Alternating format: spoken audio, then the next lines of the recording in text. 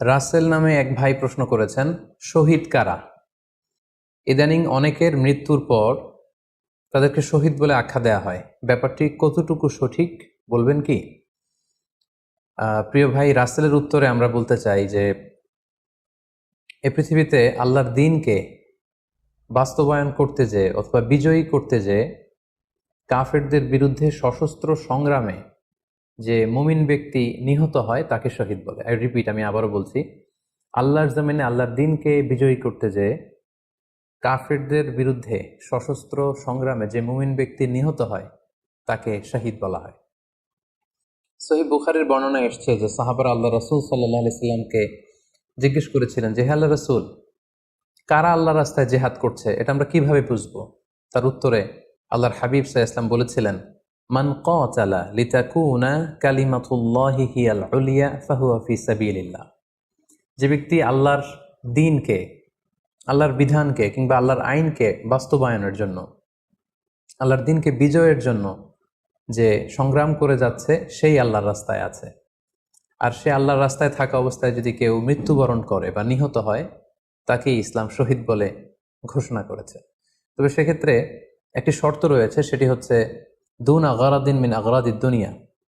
দুনিয়ার কোনো কারণে, দুনিয়ার কোনো লোভে পড়ে, দুনিয়ার কোনো স্বার্থের জন্য যদি কেউ আল্লাহ রাস্তায় জেহাদ করে মৃত্যুবরণও করে, সেই শহীদের কোনো মর্যাদা বাদাম আল্লাহ তাআলার কাছে নেই।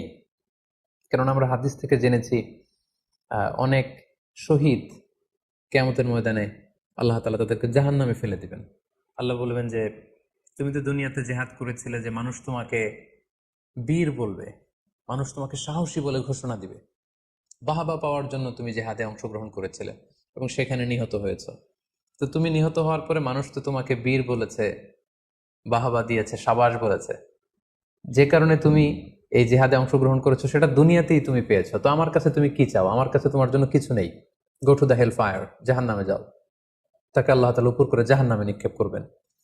তো এজন্য শর্ত হচ্ছে যে দুনিয়ার কোনো স্বার্থে নয়, শুধুমাত্র কেবলমাত্র আল্লাহর দ্বীনকে আল্লাহর জমিনে বিজয়ী করার জন্য যদি কেউ সশস্ত্র সংগ্রামে নিহত হয় তাদেরকে শহীদ বলা হয়।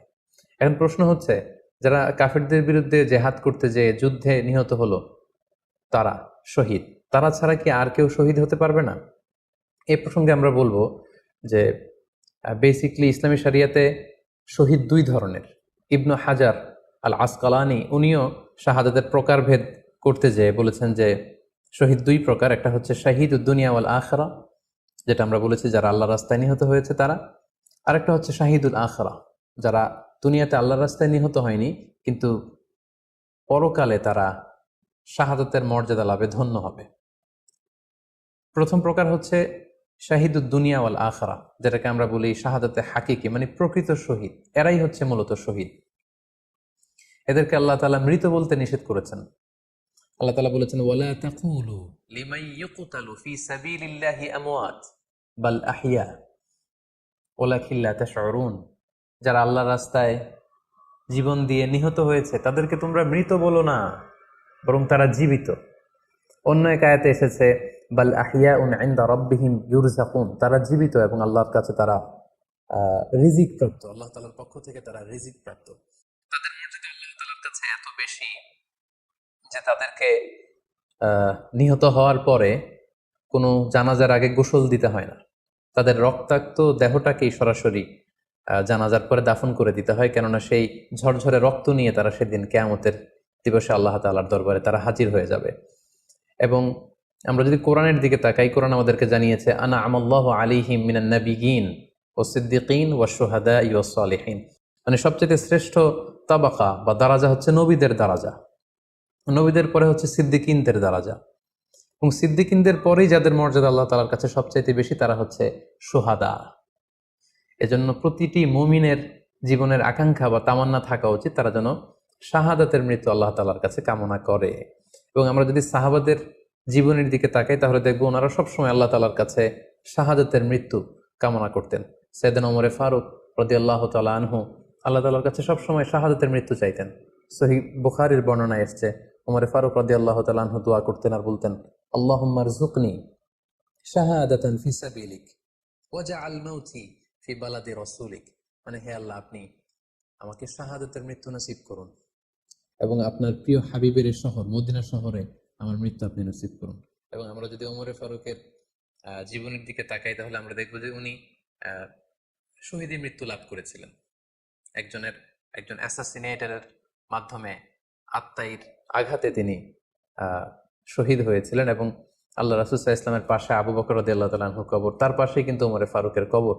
তার মানে মদিনাতেই তিনি আহ আল্লাহ রাসূল সাল্লাল্লাহু আলাইহি ইসলামের পাশে মৃত্যুবরণের পরে শোয়ার সৌভাগ্য তিনি অর্জন করেছেন। তাহলে এই আলোচনা থেকে আমরা বুঝলাম যে প্রকৃত শহীদ হচ্ছে যারা আল্লাহর রাস্তায় নিহত হয় এবং এর মর্যাদা আল্লাহ তাআলার কাছে অনেক বেশি। কিন্তু এই শাহাদাতে হাকিকি বা প্রকৃত শহীদ ছাড়াও আরো অনেক মৃত ব্যক্তিকে আল্লাহ রাসূল সাল্লাল্লাহু আলাইহি ওয়াসাল্লাম শহীদী মৃত্যুর সুসংবাদ দিয়েছেন।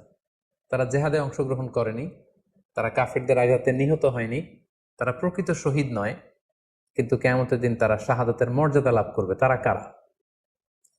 এ ব্যাপারে আমরা সহিহ মুসলিমের একটি হাদিস এখানে উল্লেখ করতে চাই, যেখানে আল্লাহ রাসূল সাল্লাল্লাহু আলাইহি সাল্লাম সাহাবাদেরকে জিজ্ঞেস করেছেন, মা তাউদ্দুনা শাহিদা ফিকুম, ওহে সাহাবারা, তোমরা কাদেরকে শহীদ বলে মনে করো? সাহাবারা বললেন, যারা আল্লাহর রাস্তায় নিহত হয় তারা শহীদ।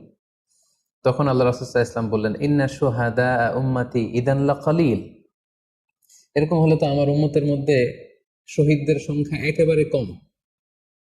যারা জেহাদের সুযোগ পাবে না, জেহাদের ময়দানে কাফেরদের বিরুদ্ধে সশস্ত্র সংগ্রাম করে যারা নিহত হওয়ার সুযোগ পাবে না, তাহলে তো তারা শহীদ হতে পারবে না। সাহাবারা এই কথা শুনে বললেন, ইয়া রাসূলুল্লাহ, তাহলে কারা শহীদ আপনি বলেন। তখন আল্লাহ রাসূল সাল্লাল্লাহু আলাইহি ওয়াসাল্লাম বললেন যে, যারা আল্লাহর রাস্তায় নিহত হয় তারা তো শহীদ বটেই, পাশাপাশি ওমান মাতা ফি তাউনি ফাহুয়া শাহীদ, মহামারীতে যারা মারা যায় তারাও কিন্তু শহীদ। প্লেগ রোগে বা মহামারীতে, এই যে করোনা ভাইরাসের সময় যারা ঈমানের সাথে ইন্তেকাল করেছে তাদেরকেও আল্লাহ তাআলা শাহাদাতের মর্যাদা দান করবেন। ওমান মাতা ফিল বাতনি ফাহুয়া শাহীদ, পেটের পীড়ায়, পেটের কোনো রোগে যদি কেউ আক্রান্ত হয়ে মারা যায়, সে কিয়ামতের দিন শাহাদাতের মর্যাদা লাভ করবে।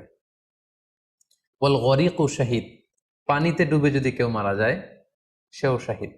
এভাবে অন্যান্য আরো অনেক হাদিসে, কোনো হাদিসে 5 জন, কোনো হাদিসে 7 জন, কোনো হাদিসে আরো বেশি, এভাবে আরো অনেক ব্যক্তিকে আল্লাহ রাসূল সাল্লাল্লাহু আলাইহি ওয়াসাল্লাম শাহাদাতের মর্যাদা লাভে তারা কিয়ামতের দিন ধন্য হবে এই মর্মে তিনি আমাদেরকে জানিয়েছেন।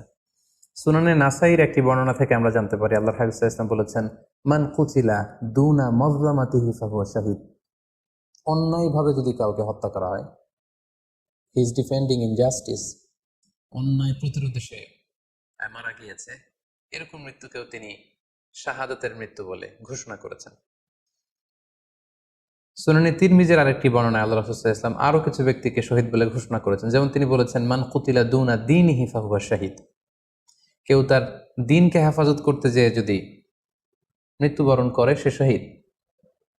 ওমান কুতিলা দুনা দামিহি ফাহুয়া শাহীদ, নিজের রক্ত বাঁচাতে যেয়ে যদি কেউ মৃত্যুবরণ করে শহীদ। তার সম্পদ বাঁচাতে যেয়ে যদি মৃত্যুবরণ করে সে শহীদ। তার ফ্যামিলিকে সেভ করতে যেয়ে কেউ যদি মৃত্যুবরণ করে সেও শহীদ। তার সম্মান, ইজ্জত, তার স্ট্যাটাসকে বাঁচাতে যেয়ে যদি কেউ মৃত্যুবরণ করে সেও শহীদ।